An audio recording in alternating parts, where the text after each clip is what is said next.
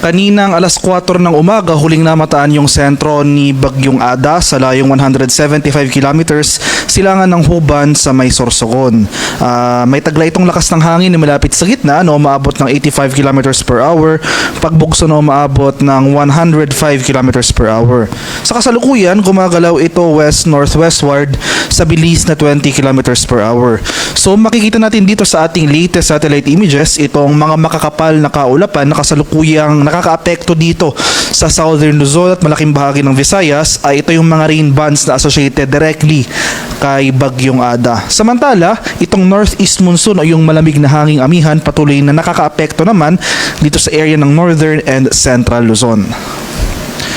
At ito yung ating latest track and intensity forecast para kay Bagyong Ada na issued kaninang alas 5 ng madaling araw.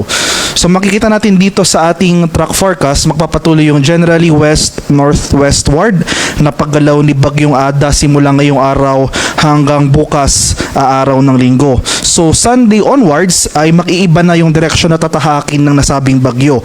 Magsisimula na yung recurving pattern nito, magiging generally northward na yung paggalaw up until sa araw ng Tuesday next week.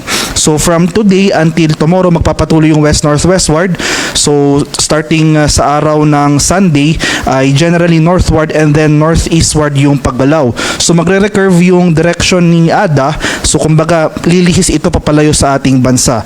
So sa ngayon mapapanatili nito ang tropical storm category habang binabaybay itong Philippine Sea o itong karagatan sa silangang bahagi ng ating bansa.